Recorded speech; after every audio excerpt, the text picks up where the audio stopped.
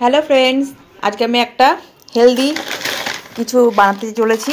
কি বানাচ্ছি আর তার জন্য কী কী লাগবে তোমাদেরকে দেখিয়ে দিই। তার জন্য আমি অনলাইন থেকে কিছু জিনিস আমি অর্ডার করেছি। চলো সেগুলো একটা একটা করে তোমাদেরকে দেখিয়ে দিই। তো এখানে আছে, প্রথমে দেখো এখানে আছে ব্ল্যাক সিসেমে মানে কালো তিল, এখানে আছে ফ্ল্যাক্স সিড, এটা হচ্ছে সানফ্লাওয়ার সিড, এটা হচ্ছে পামকিন সিড লেখা আছে এখানটায়, আর এটা হচ্ছে হোয়াইট সিসেমে সাদা তিল, আর এখানে আছে খেজুর। তো খেজুর এটা এতটা লাগবে না, তো দুটো কমে পেয়েছি তো অর্ডার করে নিয়েছি। আর আছে last but not the least peanut মানে চিনেবাদাম। তো চলো কি বানাচ্ছি আর কিভাবে বানাচ্ছি সেটা তোমাদেরকে দেখিয়ে দিই। তো দেখো এখানে আমি একটা ফ্রাই প্যান নিয়েছি আর গ্যাসের ফ্লেমটাকে আমি একদম লো করে দিয়েছি। এবার এক এক করে যে সিডগুলো তোমাদেরকে দেখালাম সেগুলোকে আমি 2-3 মিনিট করে ড্রাই রোস্ট করে নেব। প্রথমে এখানে দিচ্ছি আমি সাদা তিল, আর প্রত্যেকটা এখানে আছে 100 গ্রাম করে। শুধু খেজুরটা একটু আন্দাজ করে আমাকে দিতে হবে, বাকি সবটাই 100 গ্রাম করে আছে। এবার একটু হালকা করে এগুলোকে ড্রাই রোস্ট করব। এবার নিচ্ছি কালো তিল,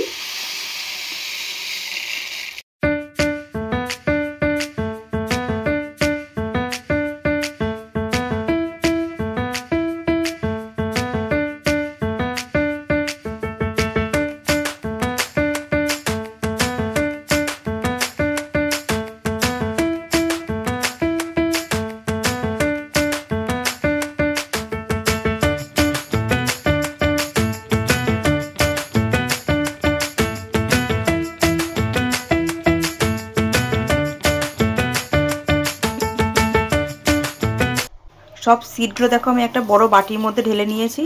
আর এগুলোকে এবার আমি আস্তে আস্তে করে মিশিয়ে দিচ্ছি। আর এটাকে এবার আমি ঠান্ডা হতে দেব। যতক্ষণ না ঠান্ডা হচ্ছে ততক্ষণ আমি এর পরের স্টেপে যেতে পারবো না।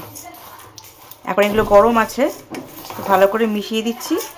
ঠান্ডা হলে আমি এটাকে ডাস্ট বানাবো। খেজুরগুলোকে দেখো এখানে আমি বীজ বার করে মাঝখান থেকে কেটে নিয়েছি।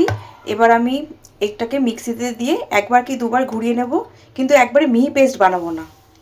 তো খেজুরগুলোকে আমি এভাবে পেস্ট করে নিয়েছি। খুব ভালোভাবে পেস্ট হচ্ছে না, তো যতটা হয়েছে আশা করি কাজ হয়তো চলে যাবে। আর এখানে দেখো এইগুলো পেস্ট করা হয়ে গেছে, বাদামটাও পেস্ট করে এর মধ্যে মিশিয়ে দিয়েছি। এবার খেজুরগুলো আমি এর মধ্যে মিশিয়ে দেবো।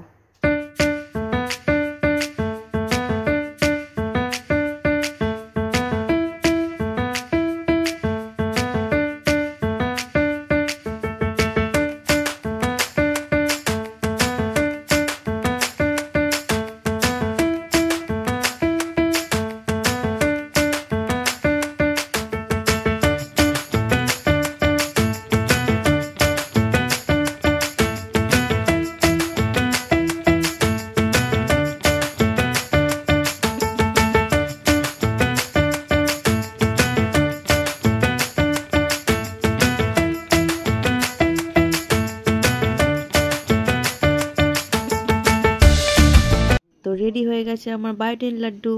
এটাকে বলা হয় বায়োটিন লাড্ডু। আর এটা স্কিন, হেয়ার অ্যান্ড ওভারঅল হেলথের জন্য নাকি খুবই উপকারী।